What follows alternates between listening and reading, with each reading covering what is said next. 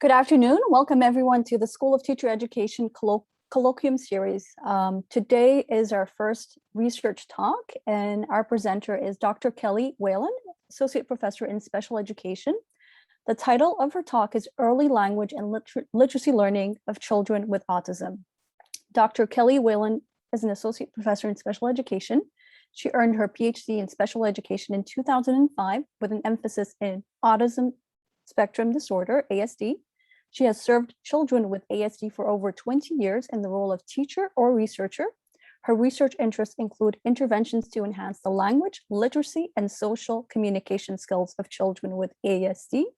Dr. Whalen has published many refereed articles and chapters and presented at numerous conferences on topics related to literacy development and social competence of children with ASD. We're going to go ahead and have Dr. Whalen start her talk. And in terms of questions, Lindsay, we talked about either using the chat. Yes, so if you need to ask a question, if you would like to unmute, Dr. Whalen has said that is fine. Otherwise, you can drop it in the chat, and at a natural pause, I'll make sure and jump in so she can address those questions for you.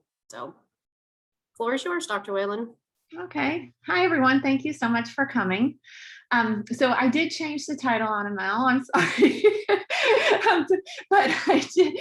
I kind of switched gears a little bit. I'm doing this talk will be about the research that I've been working on for the past several years. Well, one branch of the research that I'm focused on. But I took a slightly different spin, and I'll tell you a little bit about that in just a second. But I thought, oh, my thing's not switching. Oh, there we go. So I thought I'd tell you a little bit about me first, just to get things started. So my area, my background is autism. So I basically, I graduated with my undergraduate degree in psychology, and then I went on to get a job working. Well, I had a couple jobs first, but then I got this one job working with children with autism at the New England Center for Children.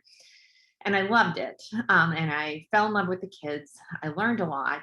And I decided that I wanted to switch and teach kids with autism. So when I left New England, I came to Florida where my family was. And I got a job teaching out of field, which is tough, while getting my certification at night. And I was teaching special education, and I was teaching kids with autism. I was reading a lot, and I was learning so much on what to do. So I was very excited about bringing it into the classroom, but people weren't doing that. A lot of what I saw wasn't evidence-based. A lot of what I saw would not be at all considered best practice. There were a lot of low expectations in places, and I thought there has to be more than this. And what can I do to start making education better for kids with ASD? My real focus was on communication. I had so many kids who struggled to just learn to talk. And I had a lot of kids who were, having trouble learning because of that. And so I really wanted to emphasize language and communication and to facilitate learning for these kids. So I came to Florida State, like many of you, and to get my PhD. I had been reading a lot from Dr. Amy Weatherby, which I'm sure some of you know, and I really wanted my PhD in special education. So I came here. I actually studied under the direction of Dr. Mary Frances Hamline, who many of you know, and I was very fortunate, as some of you are, to have received. I worked on 2 different OSEP grants, and OSEP is the Office of Special Education Research Programs. They fund graduate study for people who want to major in, who want to get their PhDs in special education. And so my first grant was with Dr. Howard Goldstein and Dr. Christopher Lonigan, and it focused on developmental disabilities. So I was on that grant until the funding was no longer. So that was about 2 years. And then I switched over to a grant with Dr. Mary Frances Hamline, Dr. Amy Weatherby, and Dr. Julianne Woods. And what was so great about my training here, and I think many of you are probably also experiencing, is how interdisciplinary that is. So if you think about those people, they're in psychology, they're in communication disorders, they're speech language pathologists, they are special education teachers. And when you think about autism spectrum disorder, you need all of that expertise. And so I feel like I learned so much in my doc program, and I became fully immersed and even more interested in this connection between the facilitating language of young kids with ASD, but in the context of schools. So now I'm going to fast forward to this summer a little bit and what I got invited to do by some of our colleagues. So there's this wonderful handbook on early literacy research was in its 3rd volume a few years ago. And Dr. Cabell and Dr. Patton Terry, along with Susan Newman, who is one of the original authors of editors from the first 3 volumes, have been tasked with doing this again. And so this was the first time that somebody invited people to do a chapter on autism spectrum disorder. So they have invited me and Dr. Veronica Fleury. So what this allowed me to do this summer, our task was really just to explore the implications of our work over the past several years, and really with the focus on early language and literacy skills of young kids with ASD. So what have we done? What have we contributed, and why? And where is our work headed is what the focus was. So that's what I'm going to be sharing with you today, because at first when I thought about doing this, I was actually talking about your own work. It felt kind of strange to me. But what I discovered doing it was just how fortunate we are in our field. And so, you know, I've been working on this for 15 years, and so was Dr. Fleury. And then we came together here, and now we're working on it together. So it kind of took me on that journey, which was really fun to go down. So I thought I'd share that with you. So the first thing, though, before we get into that is, I don't know how many of you have experience with individuals with autism, or have worked with kids with autism, or have someone in your life with autism, but I thought I'd define it a little bit so you can understand the focus of why this is so important to me and to those of us who do this work. So what autism is, it's basically, it's been defined in the Diagnostic Statistical Manual as having 2 features. So basically, to meet the criteria of having an autism spectrum disorder, a child has difficulty in the area of developing social communication skills, and they also demonstrate some kind of repetitive behaviors or interests.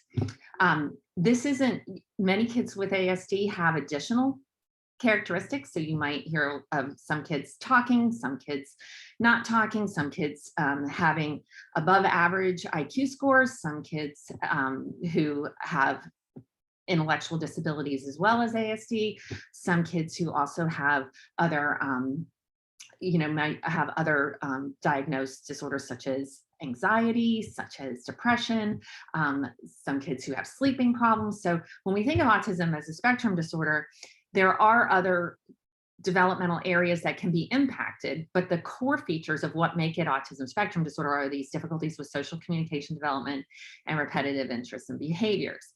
But even within that, there's a lot of variability. So the way social skill differences manifest is different from child to child.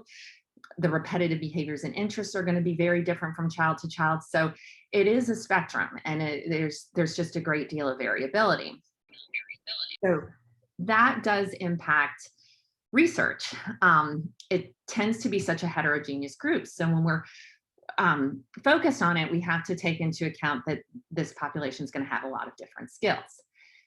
So when I went through my doc program, I started to become very interested in literacy development because of the connections with language. So we know that literacy skills have a lifelong impact on kids, right? It's very much linked to post-school success. Opportunities for advanced education, opportunities for employment are very much tied to literacy skills when kids leave school. It also impacts quality of life, and it also impacts safety. So as I mentioned, autism being a spectrum, there are about 1/3 of kids with ASD who don't develop speech. And so they need alternative ways to communicate and express themselves. And that really does impact how people with very limited speech and people with autism are at risk for abuse, for victimization. And so this idea of language and literacy is really important, because if a kid can read, if a kid can spell, they can make their needs known, and they can communicate with others. Literacy and language are also essential to be effective communicators for that purpose. We have many, I remember when I work with kids, and the parents would say, I just wish he could come home and tell me about his day from school. But that inability to be able to communicate in that way really does impact not only the quality of life of the child with ASD, but all of their family members. So it became really important to me that this is the area that I want to focus on. And this is an area as a classroom teacher that I can work on the literacy skills of kids while also addressing their language and communication needs. So when we think about reading development, reading is basically an active process in which the reader is engaging with text to gain information and generate meaning. And for one of the really well-evidenced theories is the simple view of reading. So those of you who are interested in reading or learning about reading, I'm sure you have heard of this. And so what this view says is basically to read for meaning, to have reading comprehension, kids have to be good decoders, and they also have to have good language comprehension skills. The other thing that's nice about this framework is that it's very useful in understanding how decoding and language skills are not only foundational to reading, but they also develop before formal reading instruction begins. And so I'll talk a little bit more about that in a minute. But the framework is often used too to explain some of the differences in reading development and where kids may be having trouble developing reading skills. And so when we think about this in general, we know that kids who have reading difficulties that are such as dyslexia, it tends to be word recognition problems that kids have. Their listening comprehension skills tend to be intact, but they have difficulty with reading the words on the page. What the literature had started to suggest about kids with ASD at the time that I was coming out of my doc program and deciding on my dissertation topic and all of that would fit more of this idea of specific comprehension deficit. And what that would mean is that these kids have maybe average or better decoding skills. So they're reading the words on the page, but they're having trouble understanding what the text means and being able to tell you what the text is about and those kinds of things, learning from text, essentially. So there were several studies when I was going through that were starting to show this profile. So there are these 3 patterns that have emerged now, which are scores in the average range on reading measures, that some kids, are just your average readers who have autism. Some kids with autism are going to have trouble comprehending the text, but they're going to be able to read the words on the page well. And then some are going to score low on both. They're going to have trouble both decoding the words as well as comprehending text. But when I was coming out, the profile that was so prevalent and that people were talking about regularly was the second one. So this idea that these kids are going to have difficulty comprehending even if they are decoding the words on the page. And that still seems to be true. The vast majority of kids with ASD are going to have some difficulty comprehending text. And so what I started to do through my doc work was start to think about, well, what do we do for kids who have trouble comprehending text? And does it really need to be any different for kids with ASD? We know what works for kids who have trouble comprehending. Why don't we just try some of that with kids who try some of those strategies with kids who have ASD? So my dissertation really focused on reading comprehension strategy instruction. I really wanted kids to be able to not only answer questions about text, but think about how to ask them, because self-monitoring is important too. Like, am I understanding what I'm reading is also important for future readings. So basically in this first study, what we found is that these strategies are helpful for kids with ASD. They have to be modified. We modified it somewhat with strategies we know work with kids with ASD, like having scripted questions, but that's not unusual for general ed either. So the scripted questions were part of what you do with good reading comprehension strategy instruction when you're teaching kids how to ask questions anyway. And then in addition to that, we added some visual supports, and we put in the context of a framework of just story map. But all of these are typical good reading instruction materials. So we just added that. We did it with kids with autism in a small group with peer and taught them the strategy, and it did seem to work. At the same time, we were also reviewing the literature on this, and we were finding we did our literature review in the framework of the simple view of reading, because this is also the time, I'm really dating myself, but this is also the time when No Child Left Behind is out, and the IDEA is saying all teachers need to be doing, scientifically based reading instruction. But what did this mean for kids with ASD? Because the NRP, was the National Reading Panel was what a lot of people were referring to at the time. And all of the studies in that meta-analysis of what is good, quality, effective reading interventions was not including kids with ASD. So what did this mean for this population? What is it that we're supposed to be doing as teachers? And so we decided to look at the literature, and we only found 11 studies. And we were doing the whole area of reading. So I'm talking phonics, fluency, reading comprehension, and even multi-component studies that combine 11 studies that included kids with ASD, where you are actually disaggregating the data or aggregating, showing what kids with ASD are able to do at the end of the study. So it was very minimal. But what we found was similar to what we found in our study, was that these strategies that tend to work for students who have difficulty either developing decoding, or who need extra fluency work, or who needed help or support with reading comprehension, were going to work where they were working with kids with ASD. But that they might need slight adaptations. But so this, made us think that, a lot of what's happening is probably somewhat, and this was in the literature too, it's probably somewhat related to their language skills and the language skills that they're developing early in early childhood years. So at that point, I started to become really interested in early literacy. So these studies were coming out, and more all the time, really showing these profiles of kids with autism who are going to have difficulty learning to read for meaning. And the challenges with reading difficulties that they were having were skills that emerge in the early childhood years. And so we all know that early childhood years do present an opportunity to build foundational skills. And then we also know that a lot of these foundational skills that we can build in early childhood influence future reading ability. So thinking about this in terms of the simple view of reading again, there are early childhood skills that are focused on more of the code focused skills that would be what is predictive of future decoding. And then there are the skills that are the oral language skills that are developing in early childhood that are more predictive of comprehension. Both are developing at the same time, both are important, and both uniquely predict future reading skills. Because of the focus that we were seeing in the literature on individuals with ASD having more difficulty reading for meaning, we decided to start our focus on these early oral language skills. So again, knowing that link exists in early childhood between oral language and reading comprehension later, we started to think about, well, what skills would be important to start to address? Well, future reading comprehension is influenced by a lot of different skills, and many of these are higher order skills. So it's both vocabulary development and then the higher level language skills that we thought we would need to address.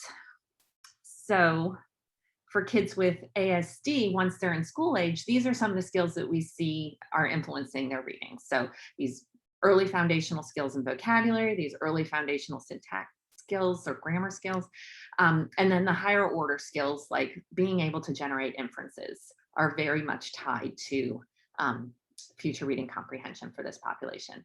In addition, they're starting to find some links between the social development of kids with ASD and future reading comprehension, and their reading comprehension.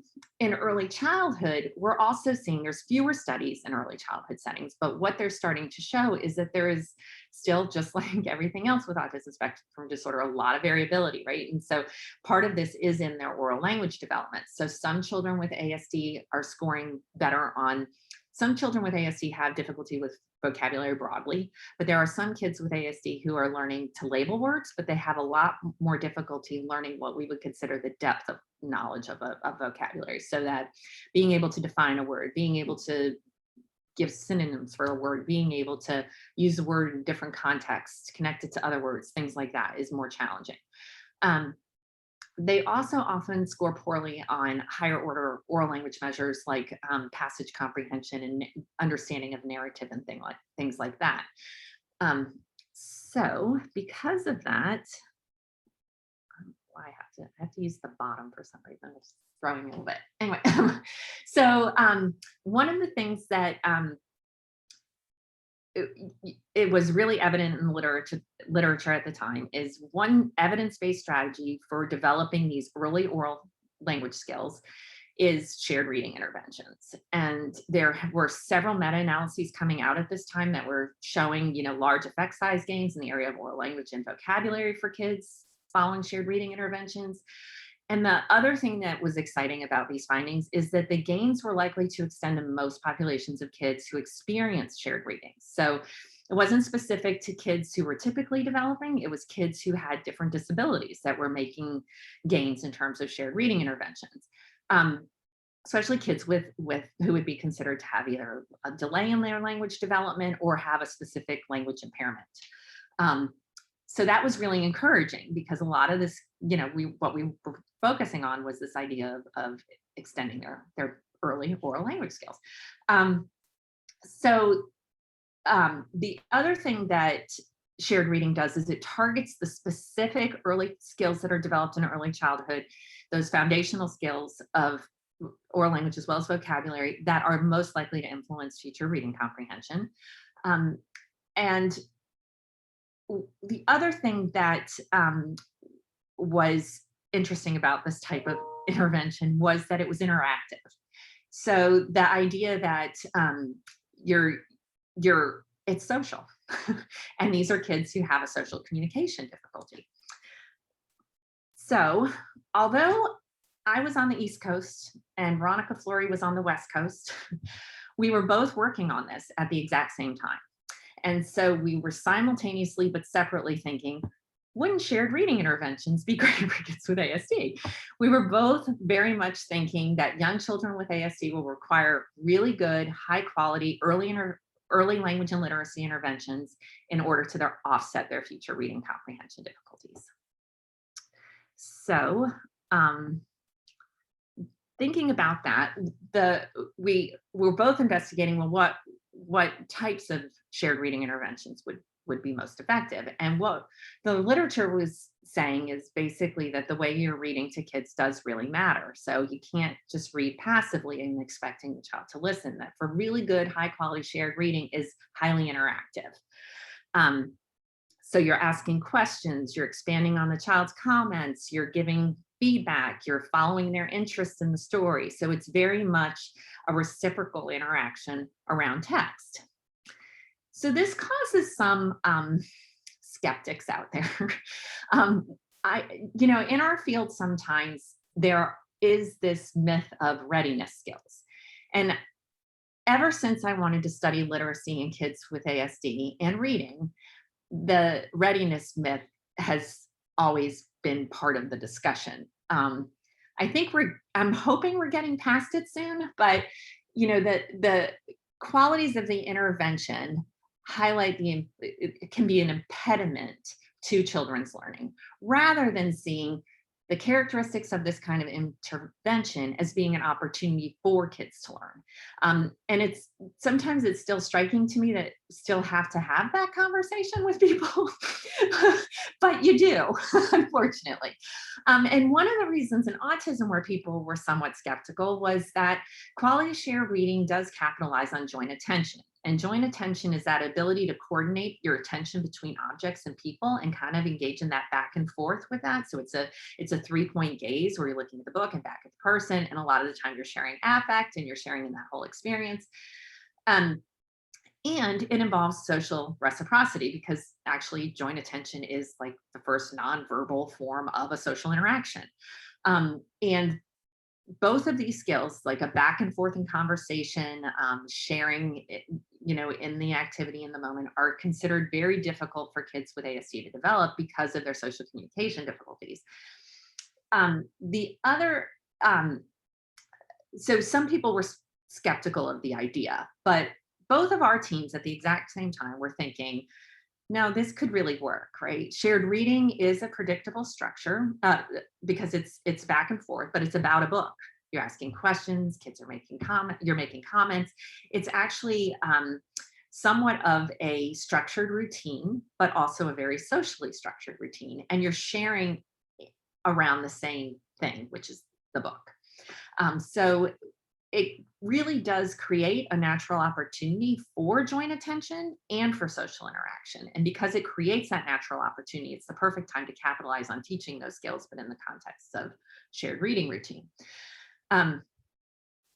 So we turn to, well, what are the more effective types of shared reading interventions? And there's one that has a great deal of evidence supporting it, and has for years, and it did back then. And one that is dialogic reading. And so what dialogic reading does is it builds the oral language skills that are necessary for future comprehension. And it does this using an instructional sequence, which I'll talk more about in a minute. And it was identified by What Works Clearinghouse as a promising intervention for kids with learning, with language disorders, but it was also identified by What Works Clearinghouse as an evidence-based practice for typically developing kids. And there were meta-analyses that were showing that DR had more causal evidence than other shared reading interventions. So, so what dialogic reading does is it sets up an interactive context where you're prompting with a question. You give a question prompt, you evaluate the child's response, you expand on their response, the child repeats the expansion. There are multiple different types of questions. There are completion prompts where you're leaving a blank at the end of a sentence, you know, my buttons, my floor groovy, and the child fills in the blank. And there are recall questions where you're asking specifically about the content of the book. There are open-ended questions where you're asking what's happening in the story. There are WH questions that focus a lot on the vocabulary in the book. And there are distancing questions which ask the child to relate what's happening to their own experiences. There are also a level of how we use the prompts. There are 3 different levels. And the first one, because within DR, you're reading a book multiple times. So you're often starting with teaching the kids the vocabulary of the book. And that would be a level 1 prompt where you're asking like what things are, what are they for? So it's not just labeling the words. The really great thing about DR is you're going beyond that, which is important for kids with ASD because that's where they seem to have more difficulty. And then you're level 2 questions, you start to extend that, and you're also somewhat getting the children to be able to use the words that you've taught them. So after a couple of days of reading, you would start asking more open-ended questions to get them to use the vocabulary, to talk about the pictures in the book and those kinds of things. So what's happening on this page, what you see. And then the level 3 get more into using the vocabulary that they're learning and also their experiences with the story to make more inferencing related kinds of responses, as well as identifying, you know, specific elements of the story, like the problem kind of thing. So here's just an example of different words that we might be targeting and how it might look different on a level 1 when we're using level 1 questions versus level 2 questions versus level 3 questions. So we might be asking, you know, you would have nouns, we would have verbs, we would also have other descriptive words. A lot of the time with some of ours, we focus on emotion identification, but whatever it is within the level 1, we're asking the kids to identify what it is and then also add the function or some kind of definitional feature. Then we ask kids, basically, when we've done dialogic reading with kids with ASD, they're pretty similar questions for the open-ended. So we're asking what's happening, what do you see, tell me about this page. And the idea is to really focus on the illustration and talking about the pictures in the book for that. And then the level 3 get more into creating some kind of inference or that kind of thing. Okay, so Dr. Fleury was first. So she was the very first person to ever try dialogic reading with kids with ASD. And she just did straight up DR. And Dr. Fleury, you can chime in anytime you want. And her first study really drove a lot of what the rest of the field has been doing since then, because she essentially found that, you know, for some kids with ASD, dialogic reading it works. They were participating, they were increasing their participation, they were engaged in the story, even in baseline.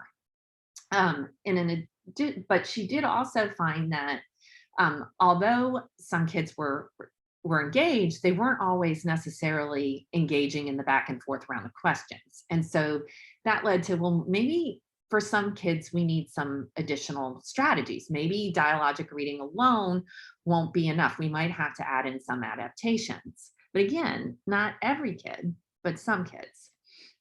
So we looked to the literature in our field. So in special education, particularly in the area of autism, there's a large evidence base for what we call naturalistic developmental behavioral interventions. And I didn't put a slide in on that, but basically these are strategies that involve similar, it's usually in a typical routine, you're targeting a developmental skill, and you're creating what we refer to as a 3-term contingency, where you set up a child for by asking some kind of, you create an opportunity in some way. So in this case, in dialogic reading, a lot of time we're asking a question. Then you're waiting for the child to respond in some way, and then there's always a consequence to that response. So it's sort of like a continual contingency until the child is able to answer the question or learn whatever it is that you're targeting in that moment. So one of the ways this is done in a lot of naturalistic types of behavioral intervention studies is through, one tool is a least to most prompting hierarchy. There's a lot of evidence for least to most prompting hierarchies, and there is a lot for kids with ASD. It's considered an evidence-based practice. So what we started to do in some of our studies, which we refer to as RECALL, it's called Reading to Engage Children with Autism and Language and Learning, was add in a prompting hierarchy that involved visual supports and cues. And basically we would add this prompt in at the part of dialogic reading that's the evaluate part. And so I'm going to show you a little bit about it. So basically with the least most prompting hierarchy, you start with the least intrusive and you end with the most intrusive type of prompt. So with this, we would ask an open-ended question, and then we would just wait for a response. If we didn't get one or they didn't know the answer, we would share 3 visual response options. We use, in this first study, we used Boardmaker pictures, but we've done different ones since then. Boardmaker is a tool for kids with ASD a lot, who with ASD used a lot for teaching alternative forms of communication. And so we would give them 3 choices. And if they didn't respond, we would then offer a binary choice. And if they still didn't know the answer or didn't respond, we would give them a direct model and tell them what the answer was.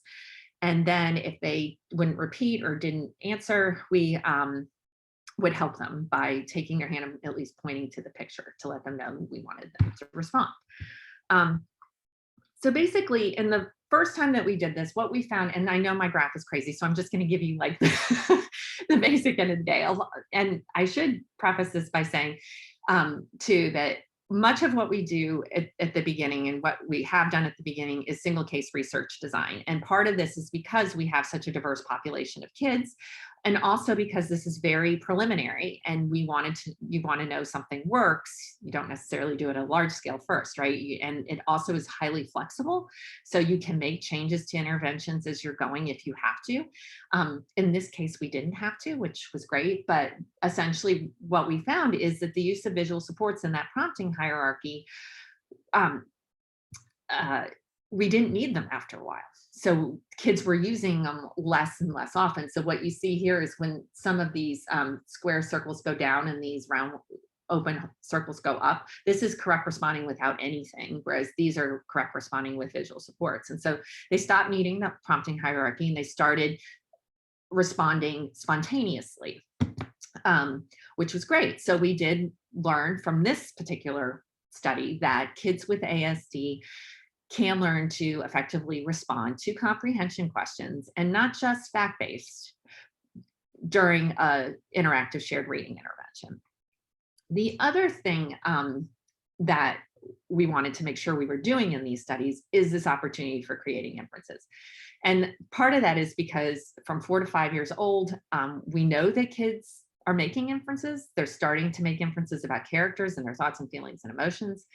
And for kids with ASD, that's going to be a challenge, especially the thoughts and feelings and emotions, because part of autism, they have a difficulty understanding those and sometimes understanding that they're different from their own.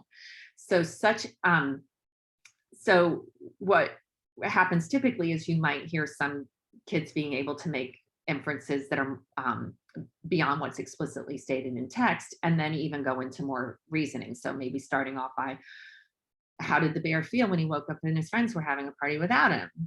Sad. And then going over time to more of the reasoning, which would be like, well, why is the bear crying?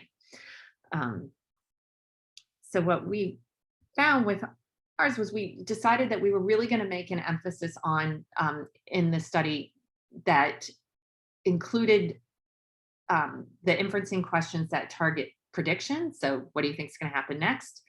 And we also wanted to target emotion identification. So how do you think he feels? And then also emotion understanding. Why is he mad? So what we found is that the kids with ASD did increase their correct responses to both fact and inference-based questions, and pretty much to about the same degree. But we had one child who didn't as much. He had much of a more modest response. And so again, there might be additional modifications or adaptations for some kids that are needed. So it might be that it requires more time for some kids, because another thing about single case is that they're quick. They're not long interventions necessarily. I mean, ours are probably longer than some, but they tend to be shorter in duration. They're not like a whole school year or something like that. And the other thing is that some kids might even need some more explicit instruction on how to generate inferences, because we were just using sort of the visual supports and creating opportunities and giving them the practice more than explicitly teaching them what an inference is and how to make it. Okay, and then the other thing that we were starting to find out was, so Dr. Flory again is doing hers in Seattle, and she did a study where she found that, so part of interactive shared reading, and back up a second, part of interactive shared reading is this idea of the kids become increasingly more involved in the reading. So they're initiating a lot and they're participating a lot. So it's not just a question and answer, right? You want the kids to initiate too. It's supposed to be interactive. If the kids are just answering the questions, it's more of a passive experience, right? So the idea is that they're becoming increasingly involved and there's more of a back and forth, and even the kids eventually are kind of taking over the process to a degree, right? Pointing at things, talking about things, asking questions about things, and telling the story themselves, like through the pictures.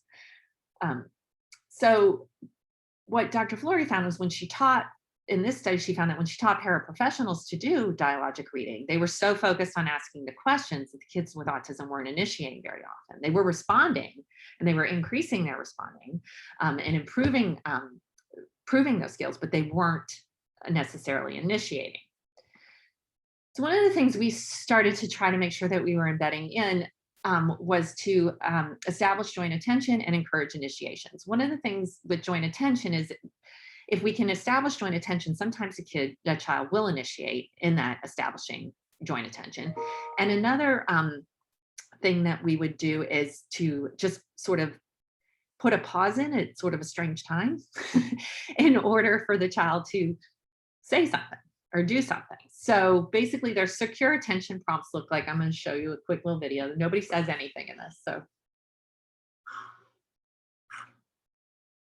So in this case, he doesn't say anything, but this is a really good bid for joint attention. She points to the book, which is securing his attention, and she looks at him and waits, and then he looks back at her.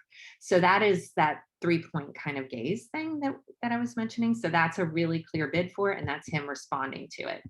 Another thing that we do is just, waiting before, after turning a page, or right before something exciting happens, just pausing so that the child will say something.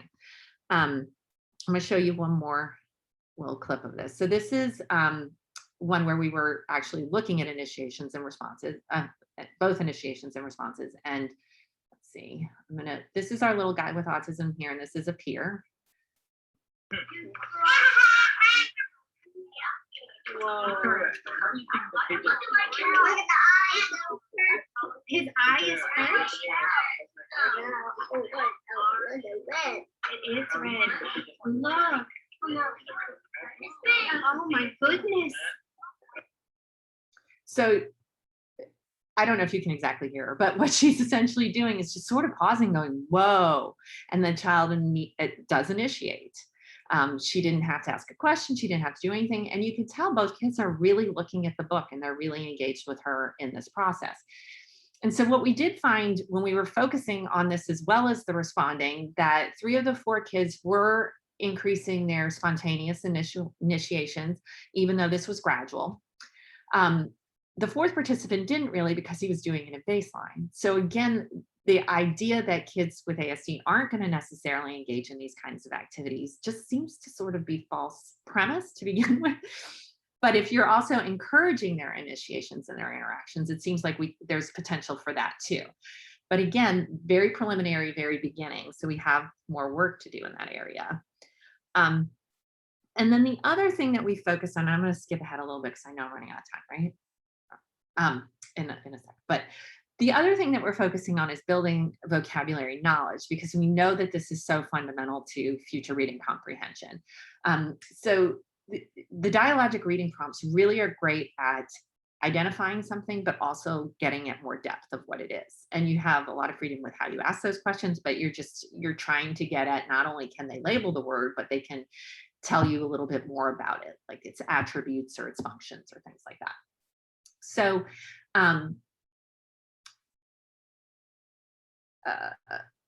yeah, so I'll just show you a little bit more. Okay, I'm going to skip through this. So we would, in this particular study, what we did was we were coding for vocabulary pretty much. So we were giving them a probe at the end, looking at whether or not they were learning the words. We'd use different pictures and things that we taught during the reading, but we would see if they had, they could identify, they could label, they can identify a function, and they could also expressively label, but also receptively.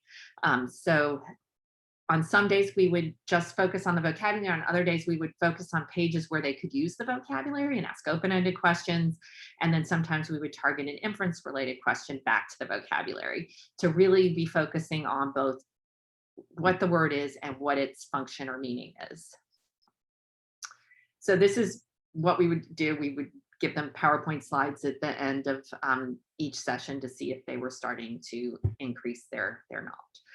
Now, the one thing that we also did with this is and this is going to also look crazy, but I have another slide that explains it. We were really focused on typical shared reading is like 3 to 4 days with the same book.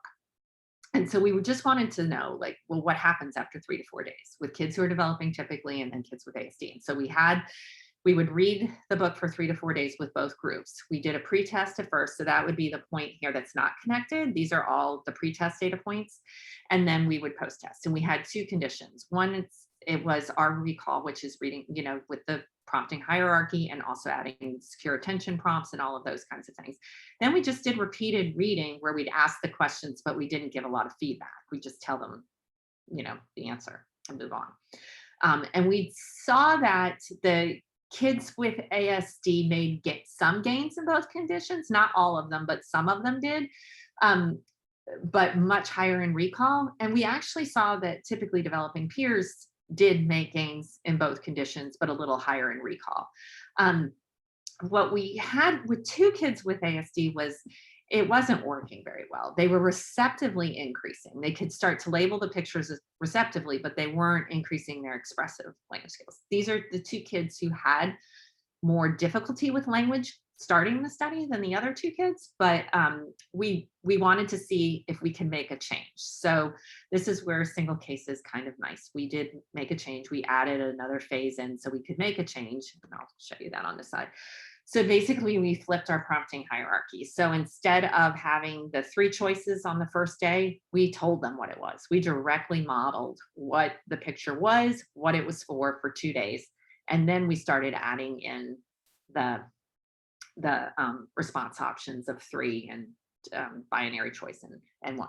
And that worked with one child. He started to make gains, but the other child, it still wasn't as effective. So again, we have this,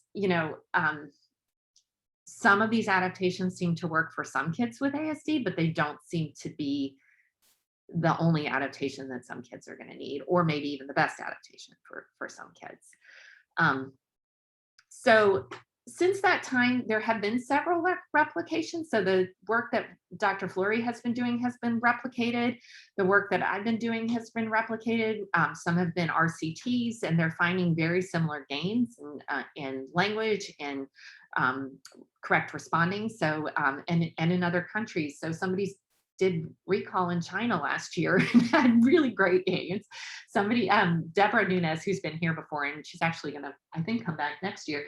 She's from Brazil. She's faculty member in Brazil, and she got some gains as well that are very similar. So it's exciting that these types of adapted interventions are being shared reading interventions for kids with ASD are being replicated, and they're finding similar results.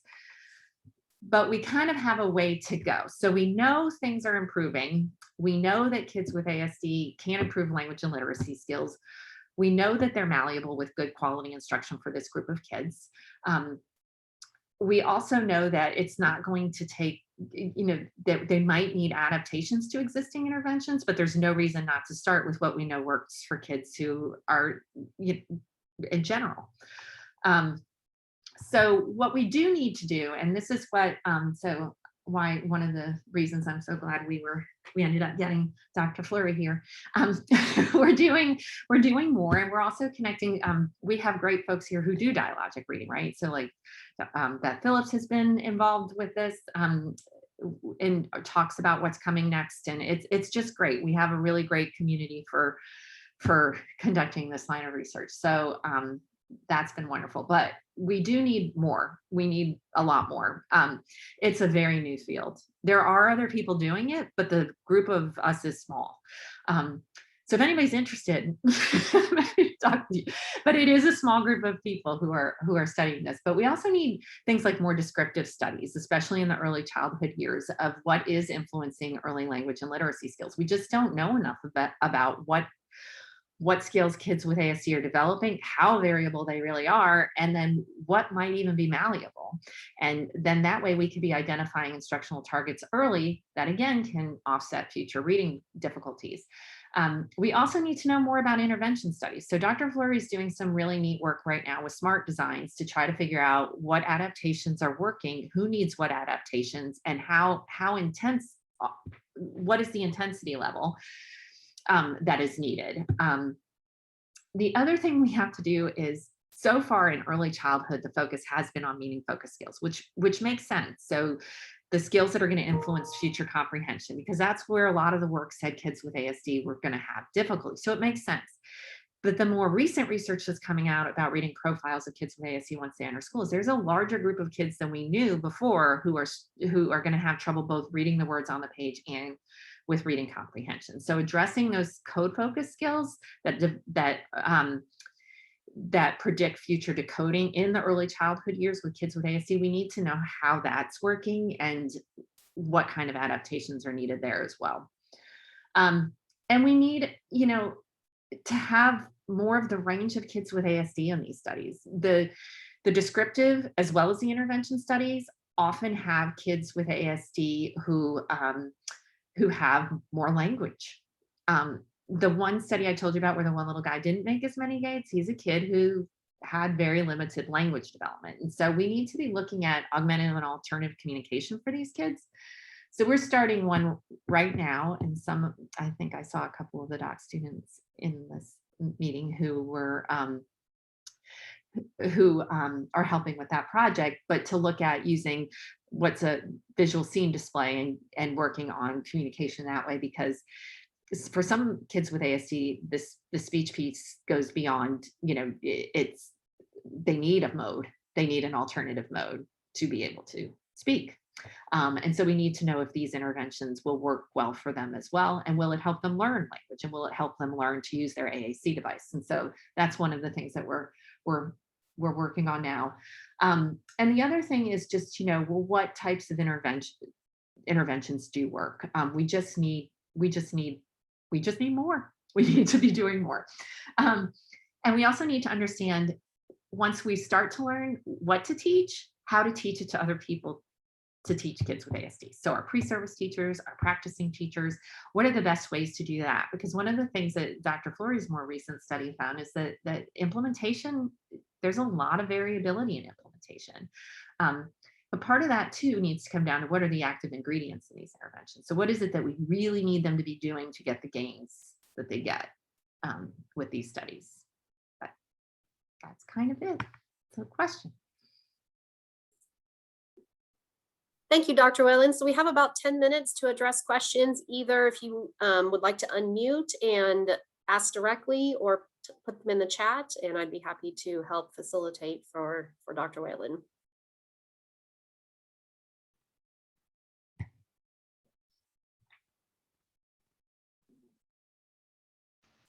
This is Leanne. I have a question. How much of what you just described is actually going in the book chapter you're writing? Kind of all of it. Okay. That's okay. I was just curious. And more.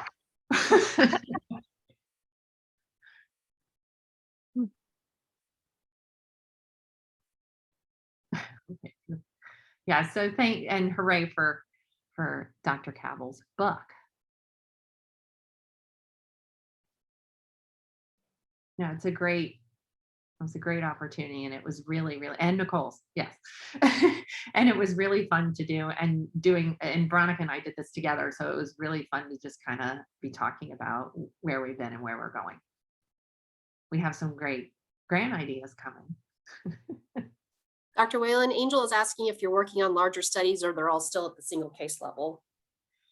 So all of mine right now are still at the single case level, but Dr. Flory has started a large scale with this.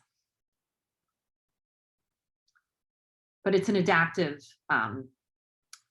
randomized, it's in a smart design. So she could, if you were interested in that, you could definitely talk with her more. But it's been interesting in just our discussions about it because it's still so new too. So decision-making points, like when do you know if a child is making the progress that you want them to make? So what's the right timeline to kind of go into that? What's the best outcome measure to make those determinations? All of these things have to be considered, and it's tricky because again, it's such a new field in terms of thinking about language and literacy of this group. I mean, I've been out 15 years, but was it been 15? It's probably a little more than that, but I don't want to add it because it'll just make me sad. But when I think about like when I first got started, people didn't understand why you'd want to address it. Like it was thought of as, why would you teach reading? That doesn't seem to be an important skill for this group, which is very, very important skill for this group in terms of post-school outcomes, but also like communication. So literacy and communication, it's a form of communication, so it's necessary. Are you reading what's in the chat there? It's probably not a question for me though. I'm answering. Oh, go ahead, Dr. Phillips. Thank you, Dr. Phillips. So Christine was asking the question of whether dialogic reading works with teaching languages, like not just, and the answer is, I have no idea in terms of children on the spectrum who are simultaneously second language learners, but I can tell you that we have good evidence from young dual language learners that yes, you can simultaneously build L1 skills and L2 skills, or do exclusively L2 skills. And so yes, we've got good evidence that DR works nicely in dual language learners. And you're making a really intriguing point that we've never tried. That could it be a platform for older individuals as a language acquisition tool? That's nothing that to my knowledge has been specifically explored, because you'd have to sort of think about the books. Obviously most of this work has been done with young children where you're using storybooks, and so I don't know how intriguing that would be to an adult, but yeah, there's certain aspects of the techniques that I think could be adapted to that context. We're happy to chat about it.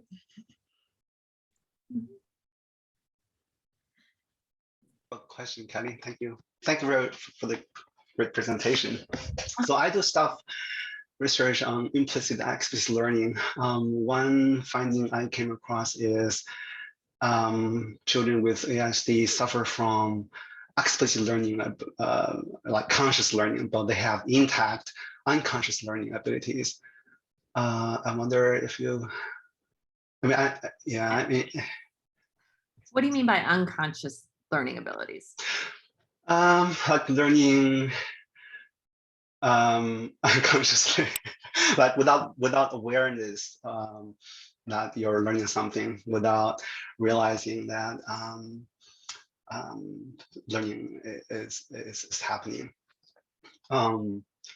So explicit learning means making a conscious effort, like memorizing, analyzing, reasoning, those kinds of abilities or conscious learning abilities.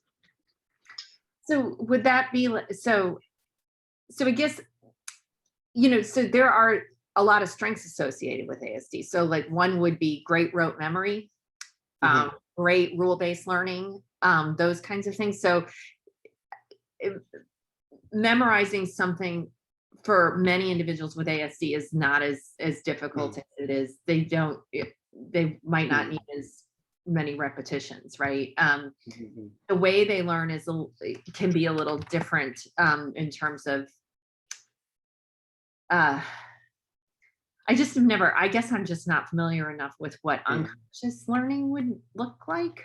But I think that for this group of kids, there are strengths that help and that we can definitely be capitalizing on when we're teaching. And that's why I think some of this works so well with this group. Does that answer? Yeah, thank you. Thank you very much. Yeah, I'm not familiar with the topic, just that I came across some of the literature, and they commented on, they reported some findings on how people with different cognitive disabilities have different kinds of learning abilities, such as conscious and unconscious learning abilities. Yeah. Yeah, and it has to do with individual differences. I guess ASD kids also vary a lot of dimensions, right? Some are strong at memorizing, and some are, others are better at analyzing. Yeah, so I think the analyzing part would be harder for a child with ASD for sure than the memorizing part. Which is one reason, like, for example, with vocabulary knowledge, the labeling of words might be great, but to be able to use them in a variety of ways and to define them and to give you synonyms and connect them with other words, all of that kind of thing is a little bit more challenging. Do they have more trouble in learning grammar or vocabulary? Is there a distinction in the literature about whether vocabulary or grammar poses a greater challenge? So syntax, it can be, I think that's highly variable from most of what I've read. Semantics is definitely more of the issue. So, well, words in their reference can be very hard. So like pronouns, kids with ASD reverse them often. Knowing that being able to identify the referent of a pronoun when reading can be really challenging. Those kinds of things. So it does the semantics is definitely difficult, and so is the pragmatics piece. Those two areas of language are very different. The rest is pretty variable. Some kids with ASD will have trouble with syntax. Others won't. Same with phonology, but I think we need to know more, especially how it connects to learning. I don't think we have enough evidence of that at that. But develop, and some kids with ASD develop language pretty typically. I mean, their language looks pretty typical other than the pragmatics. Like some kids with ASD have very robust vocabularies, almost precocious kinds of vocabularies, but then the pragmatics piece is where they struggle. Thank you. We have about a minute left, so a couple quick questions, Dr. Whalen, if there is a quick response. So Kim asked if there were studies out there exploring DR with children with varying degrees of severity of ASD, more specifically those with a higher degree of language impairment, if you're familiar with those studies.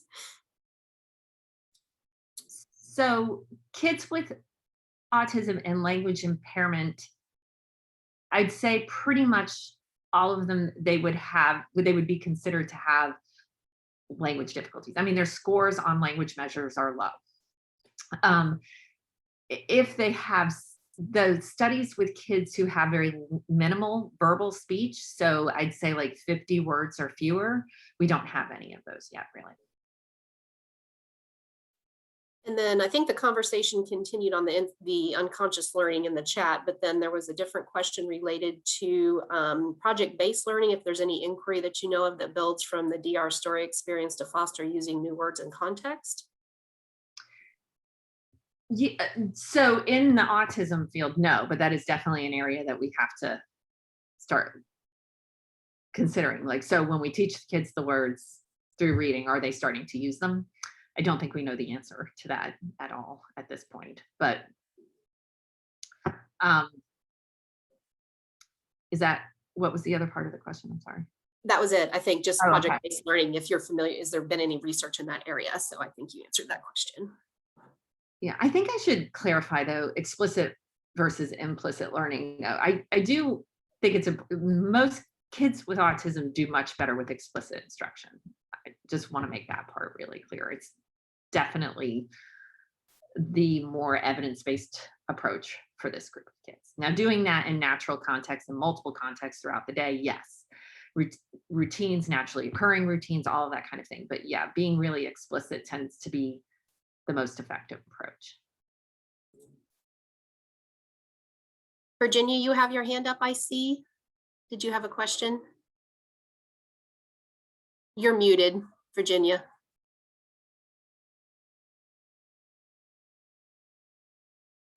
Hello. There you go. Yes. I'm talking to you from Zambia. Oh, I'm a wow. lecturer in literacy and language education.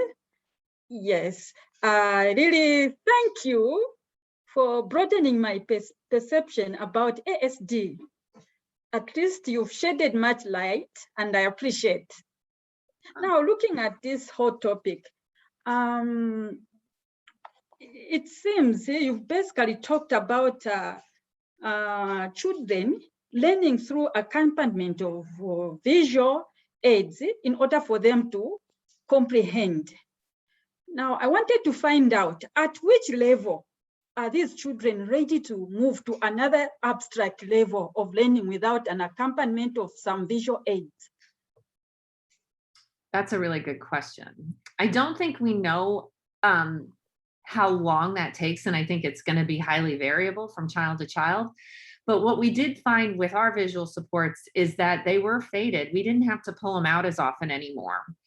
The length of time it took was a little different from child to child in the one study that I showed at the beginning, but it definitely faded over time. So I think the initial structure of a concrete support for a child with ASD is really, really important. But I do think that the more comfortable, especially in routine types of contexts like shared reading or other routine-based activities where you're pairing language with visuals, it's definitely, they become much more spontaneous over time. Much more spontaneous, and you don't need them as often. It's very similar with providing, the same is true with visual scripts and verbal scripts. Initially, if we give kids with ASD a script to be able to participate immediately in what we're doing, they'll follow the script, but then they'll stop. They'll start using more spontaneous language. And it's that just initial, I need to know what to say to be able to participate in this. And it seems to almost be like an understanding of that back and forth nature of what you're doing. And once they get more used to that and comfortable with that, they become more spontaneous over time. That seems to be what the literature suggests, but I don't think there's a set time. It's just kind of making sure we intentionally fade so that we know we're not overly relying on these extra supports. Thank you. Did I answer it? You've answered. So the transition is what the transition period is not really known. It depends on an individual child from what you are saying. Mhm. Yeah. Yeah. Thank you very much. You've answered my question. Well, thank Doctor. you for joining us. And Dr. Whalen, I know we're past 2 o'clock. I overlooked a question in the chat that asked if you thought at one point of engaging parents of children with autism in talks considering or concerning the condition of their child, basically how to promote literacy development at home with parents of children who have ASD. Yeah, so we have done studies with parents, and that's the one also that we're going to be doing now. We're teaching the parents to use the strategies home with their kids. Okay, well, thank you, everybody. It is 5 after 2. Thank you all for joining. Stay tuned for information coming regarding the October colloquium. I think we're going to stick with Zoom as the option for joining, so be on the lookout for that registration on social media and other outlets. I think I'm the October talk presenter, if I'm remembering correctly. So I look forward to seeing those of you who are able to join us next month. And thank you, Dr. Whalen, for your time. Oh, thank you. Thank you, Dr. Whalen. Thank That was you. a great talk. Thank you. Oh, thank you. Thank you.